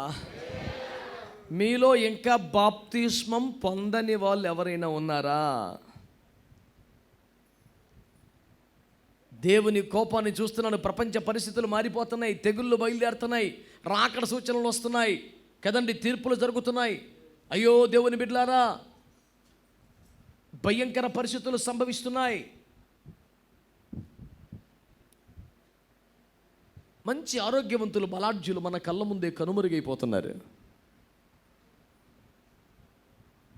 ఏ రోజో తుది రోజో తెలుసా మనసా, ఒకవేళ నేడైనా నీవు సిద్ధమా? ఏమో మాట్లాడుతూనే ఇలా చచ్చిపోవచ్చు. సిద్ధపడి ఉండాలి మనం. ఎందరో పరిశుద్ధులు పరిచర్య చేస్తూ మరణించినటువంటి మహాధన్యజీవులు ఉన్నారు. ఈ రోజున మీ అందరికీ నేను చేస్తున్న మనం ఒకటే, అబ్రహాము సంతానం అంటే ఎవరు తెలుసా? అబ్రహాము చేసిన క్రియలు చేస్తేనే అనండి, రక్షణ పొందితేనే అనండి. మీకు అర్థమైందా? ఇతడును అబ్రహాము కుమారుడు ఇయ్యాలనగా నేడు ఈ ఇంటికి రక్షణ. అంటే ఎవరైతే రక్షణ పొందుతారో వాళ్ళందరూ ఎవరి సంతానం అవుతారు? చెప్పాలి గట్టిగా. యేసయ్యను తమకు దేవుడుగా కలిగి ఉండాలి అని మీకు ఆశ ఉందా లేదా? సుత్తి మాటలు చెప్పకండి, కరెక్ట్గా చెప్పండి నాకు. యేసయ్య మీకు దేవుడుగా ఉండాలి అని ఆశ మీకు ఉందా? యేసయ్య గొప్ప దేవుడా కాదా? ఆయన గురించి ఎన్ని చెప్పినా తక్కువే. భీకరమగు ఎడారిలో లక్షలాది మందిని ఏం చేశాడు? 40 ఏండ్ల పాటు అన్నపానమిచ్చితివి. ఎక్కడ సరైన పెళ్లి చేసుకొని కూడా అందరికీ అన్నం పెడతాక సరిపోతలేదు. తెనాల దగ్గర పాస్టర్ గారు ఆలయ ప్రతిష్ఠ చేశాడు. ఆయన సంఘం 500. ఆలయ ప్రతిష్ఠ ఎవరో? దైవజనులు ఏసన్న గారు. 2011లో మాట చెప్తున్నాను. ఆ కార్యక్రమం అధ్యక్షుడు ఎవడో? ఇప్పుడు మీతో మాట్లాడుతున్న మైకుడు. ఆ కార్యక్రమం నేను తెనాలి అధ్యక్షుడు, నేను ఆలయ ప్రతిష్ఠ సందేశం ఏసన్న గారు. అన్న దగ్గరికి వెళ్తే అప్పటికే అయ్యగారు వీక్ అయిపోయారు, డయాలసిస్ నీరసంకి వచ్చేసింది, బాగా నీరసంగా ఉంటున్నారు. సర్లేరా వస్తానన్నారట. కానీ రే భోజనాలు గట్ట పెట్టుకోకు, నేను వస్తున్నానంటే 10 మంది బుక్కుని జనం ఎక్కువ వస్తారు, నువ్వు ఇబ్బంది పడతావు అంటే, పర్లేదులే అన్న, అంత ఆలయం కట్టుకొని అసలు నీ చేత ప్రతిష్ఠ చేసి 10 మందికి అన్నం పెట్టకపోతే ఇంకేం బాగుంటుంది అంటే, ఎక్కువ మంది వస్తే కష్టమైద్ది నాన్న, వద్దు అన్నాడంట. అంటే కూడా పర్లేదన్నా, ఎంత కష్టమైనా సరే అంత మందిని కట్టుకొని మరి అన్నం పెట్టకపోతే అట్టా అని వచ్చాడు. నేను చెప్తున్నాను రే నువ్వు విను అన్నాడు. వినలే. ఆయన సంఘం ఎంతరా? 500. 1500 మందికి వంట చేశాడు విశ్వాసంతో. ఎంతమందికి వండాడండి? దేవుని కృపలో 3000 మంది వచ్చారు.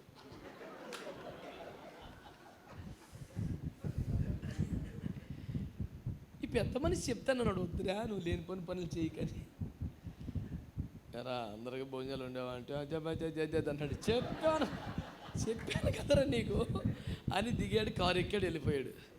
ఇప్పుడు 3000 మంది పోటీ ఎత్తేస్తున్నారు. అన్నాడు ఏం చెప్పాలా? ఇప్పుడు ఉండగలరా? కుదురుతుందా? రాత్రి 10:30 ఉంది. నేను ఎప్పుడు ఎక్కడా వినలేదండి ఓట్ ఆఫ్ థ్యాంక్స్ చరిత్రలో, ఇంకెప్పటికీ వినబోను కూడా. ఆ పెద్ద మనిషి చెప్పిన ఓట్ ఆఫ్ థ్యాంక్స్ చెప్పనా మీకు? మరి దేవుని కృపను బట్టి ఆలయ ప్రతిష్ఠ బాగా జరిగిందండి, దైవజనులు వచ్చి మంచి వాక్యం చెప్పారు, ఆలయం ప్రతిష్ఠించారు. మరి ఎంతమంది వస్తారని ఊహించలేదండి. మరి మీరు అందరూ వచ్చేసారండి. ఎవరికన్నా ఆకలి అయితే భోజనం చేయండి, లేకపోతే వెళ్ళిపోండి అన్నాడు.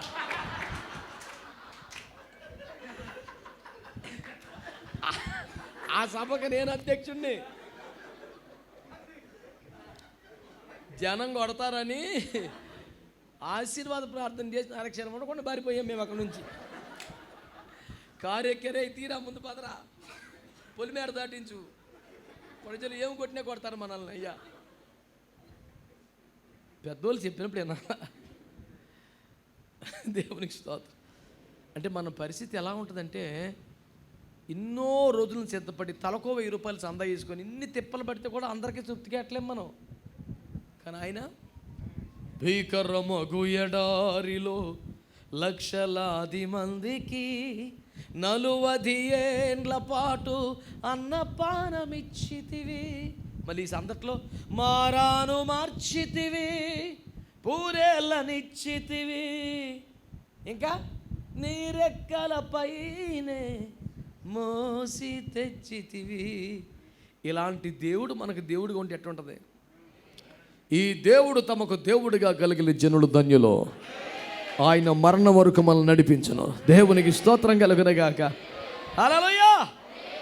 ఇంత గొప్ప దేవుడు, ఇంత ప్రేమ గల దేవుడు, ఇంత మంచి దేవుడు, మహిమలు చూపించేవాడు కాదు యేసయ్య. తన మహిమను మనకిచ్చే దేవుడు యేసయ్య. తన సింహాసనం మీద కూర్చొని పూజింపటానికి మాత్రమే ఇష్టపడలేదు, తన సింహాసనాన్ని మనకివ్వడానికి ఇష్టపడుతున్న దేవుడు. తన న్యాయాధిపతిగా కూర్చొని తీర్పులు తీర్చాలని ఆరాటపడుతున్నవాడు కాదు, మనల్ని న్యాయాధిపతులుగా చేసి మన చేత తీర్పించాలని చూస్తున్న తండ్రి ఆయన. ఇంత గొప్ప దేవుడిని దేవుడిగా కావాలని ఎవరైనా కోరుకుంటారు కదా, ఆయన ఎవరికి దేవుడిగా ఉంటాడట? అక్కడ చెప్తున్నాడు, ఇతడును అబ్రహాము కుమారుడే. ఏల ఎనగా ఈ ఇంటికి, మీ ఇంటికి టీవీ వచ్చిందా, మీ ఇంటికి గ్యాస్ కనెక్షన్ వచ్చిందా, మీ ఇంటికి కరెంట్ వచ్చిందా, మీ ఇంటికి కేబుల్ వచ్చిందా, మీ ఇంటికి కుళాయి వచ్చిందా, అన్నీ వస్తున్నాయి, రక్షణ వస్తలేదు.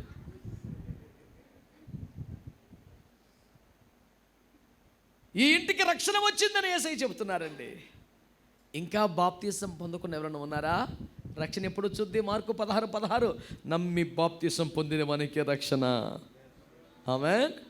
కాబట్టి అబ్రహాము సంతానం అంటే ఎవరు తెలుసా? మేము అబ్రహాం పిల్లలమని ఫీల్ అయిపోతే శరీర సంబంధాన్ని, రక్త సంబంధాన్ని బట్టి కాదు. ఎవరైతే రక్షణ పొందుతారో, రక్షణ ఎవరు పొందినట్టు? బాప్తిసం పొందితేనే రక్షణ. కాబట్టి ఎవరైతే మారు మనసు పొందుతారో, ఎవరైతే బాప్తిస్మాన్ని పొందుతారో వాళ్ళందరూ రక్షణ పొందినట్లే. రక్షణ పొందిన వారందరూ అబ్రహాము సంతానమే. అబ్రహాము సంతానం అందరికీ ఆయన దేవుడుగా ఉన్నాడు. కనుక అబ్రహాముకు దేవుని అనగా మృతులకు కాదు సజీవుల కంటే మారు మనసు పొంది బాప్తిస్మాన్ని పొంది అబ్రహాము చేసిన క్రియలు చేస్తున్న వాళ్ళందరికీ దేవుణ్ణి, ఈ సజీవులకు దేవుణ్ణి కనుకనే దేవుడు ఆ మాట మాట్లాడారు.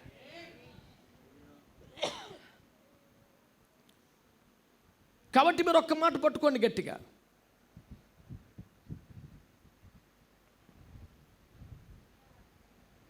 సో అబ్రహాము క్రియలు చేసిన వారైతేనే అబ్రహాము, ఇస్సాకు క్రియలు చేసిన వారైతేనే, యాకోబు పద్ధతి చేసిన వారైతేనే. ఆ 3 మొక్కలు చెప్తాను. ఎందుకంటే నేను అబ్రహాము దేవుణ్ణి, ఇస్సాకు దేవుణ్ణి, యాకోబు దేవుణ్ణి, అలాగనే మృతులకు కాదు సజీవునికి అన్నాడుగా. అంటే ఎవరైతే వారి వలె ఉంటారో, వారి క్రియలు చేస్తారో వారికి దేవుణ్ణి అని అర్థం అని చెప్పుకున్నాం కదా. మరి ఇప్పుడు అబ్రహాం ఏం చేశాడు? సింపుల్గా చెప్తాను మీకు నేను. అబ్రహాము అనగానే విశ్వాసము అనండి.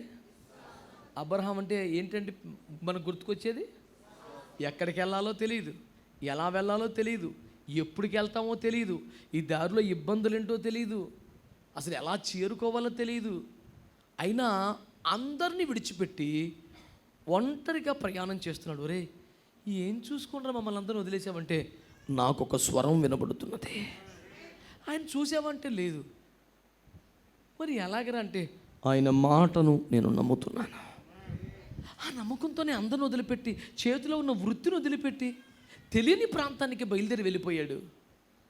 అబ్రహాం అంటేనే విశ్వాసం. ఆమేన్, ఆమేన్. కనుక దేవుని బిడ్డలారా, అబ్రహాము దర్శనాన్ని నమ్మాడా? అబ్రహాము స్వరూపాన్ని నమ్మాడా? ఇప్పుడు కొంతమంది ఉన్నారు, వాళ్ళకి ఏదైనా దర్శనం కనపడితేనే నమ్ముతారు. అవుదా? దేవుని వాక్యంలో మొన్న ఒక పిల్ల, ఏమో బాప్తిసం పొందేమని అడిగాను. అదే కనిపెడుతున్నా అయ్యారు అంది. ఏ బాప్తిసం పొందకి ఏం కనిపెడుతున్నావు? సైతాన్ని మాటలు మాట్లాడుతున్నావు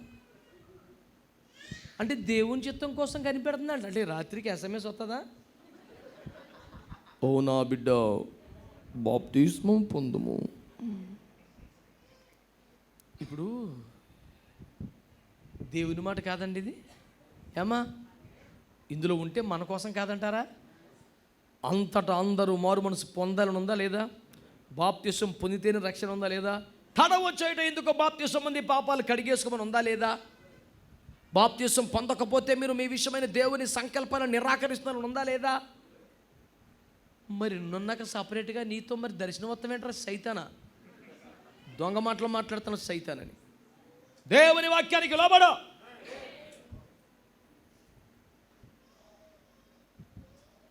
మారు మనసు పొంది బాప్తిస్మాన్ని పొందాలి. దేవునికి స్తోత్రం కలుగునగా. హల్లెలూయా. అబ్రహాం అంటేనే ఏంటి చెప్పండి? చెప్పాలి గట్టిగా. దేవుడు చెప్పాడంటే ఇంకంతే, నన్ను నమ్మేస్తాడు అంతే. వదిలేమంటే వదిలేస్తాడు, నడుమంటే నడుస్తాడు, ఇంకేం ఆలోచించడండి. నీ కొడుకుని బలిపెట్టి తీసుకెళ్ళి పెట్టేస్తాడు, ఇంకా ఆలోచించాలి. దేవుడు అంటే అంత నమ్మకం. ఆమె. మరి ఇస్సాకు అంటే ఏంటి? ఇస్సాకు అంటే ఏంటి? సమర్పణ అనండి. సమర్పణనండి. పసిపిల్లోడు అంటారా అతను బలిచ్చే రోజుకి అతడు?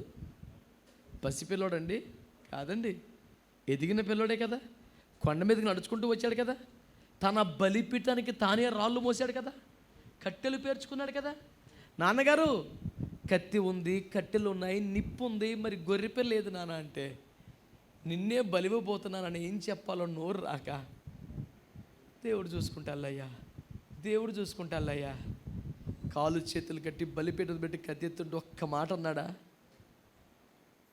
ఇస్సాకు సమర్పణ. ఆమేన్. తనను తాను దేవుని చిత్తానికి అప్పగించుకున్నాడు. బలిపీఠం మీద తన జీవితాన్ని పెట్టుకున్నాడు. ప్రభువు నాకు ఇచ్చిన మాటలలో నాకు ఇష్టమైన మాట ఏంటి తెలుసా? తన బలిపీఠానికి తానే రాళ్ళు మోసుకున్న ఇస్సాకు అనే స్టేట్మెంట్ నాకు చాలా ఇష్టం, చాలా ఇష్టం. One of my most favourite statements of my own. తన బలిపీఠానికి తానే రాళ్ళు మోసుకున్నవాడు. మనం చేయగలమా? తన కొడుకుకు బలివ్వడానికి అబ్రహాం రాళ్ళు మోసాడంటేనే అర్థం చేసుకోవచ్చు, కానీ ఇప్పుడు ఆ బలిపీఠం మీద నేను బలి అవ్వాల్సి వస్తుందని తెలియదు. కత్తి పైకెత్తినప్పుడు, కాలు చేతులు కట్టినప్పుడు ప్రతిఘటించలేదు, తిరుగుబాటు చేయలేదు, అప్పగించుకున్నాడు. ఇస్సాకు అంటేనే సమర్పణ. యాకోబు అనండి, తల్లి గర్భములో పిండముకున్నప్పుడే పెనుగులాడుతున్నాడు. పెద్దవాడైన తర్వాత కూడా ఇంత కూర ఇమ్మంటే మరి జ్యేష్ఠత్వం ఇస్తావా? వండుకున్న కూర కూడా తినబుద్ధిగానంతగా ఎదురు చూస్తున్నాడు జ్యేష్ఠత్వం కోసం. 20 సంవత్సరాలు విదేశాలకు వెళ్ళి బలకిన పడి తప్పుదారిలో పడ్డా మళ్ళీ ఎబ్బోకి రేవుకొచ్చి రాత్రంతా మోకాల మీద పెనుగులాడి ఒక కాలు తన్ని విర్రగొడితే కూడా ప్రార్థన ఆపలేదు, కన్నీరు మానలేదు, పట్టు విడవలేదు. యాకోబు అంటేనే ప్రార్థనలో పోరాడుట. అబ్రహాం అంటే విశ్వాసము, ఇస్సాకు అంటే సమర్పణ, యాకోబు అంటే ప్రార్థనలో పోరాడుట. నేను అంటున్నాను, అబ్రహాముకున్న విశ్వాసం మనకు ఉంటేనే అబ్రహాములో ఉన్నట్టు లెక్క. ఇస్సాకు యొక్క సమర్పణలోకి వస్తేనే ఇస్సాకులోకి వచ్చినట్టు. యాకోబు యొక్క పెనుగులాడే ప్రార్థన మనకు వస్తేనే యాకోబులోకి వచ్చినట్టు. ఇంకా ఆలస్యం చేస్తారా? అబ్రహాం, ఇస్సాకు, యాకోబుల దేవుడు అంటే అర్థం తెలుసా? అబ్రహాము వలె విశ్వాసము కలిగిన వారికి నేను దేవుడను, ఇస్సాకు వలె సమర్పించుకున్న వారికి నేను దేవుడను, యాకోబు వలె మోకాళ్ళ మీద పోరాడుచున్న వారికి నేను దేవుడను. ఆ దేవుణ్ణి మనకు దేవుడిగా కలిగి ఉందామా? ఆ అనుభవంలోకి మనం వద్దామా? ఈ వాక్యం ద్వారా దేవుడు మనందరినీ ఆశీర్వదించునుగాక. ఆరోగ్యం ఉన్న వాళ్ళు మోకరించండి, లేదా కళ్ళు మూసుకోండి, ప్రార్థన చేసుకుందాం.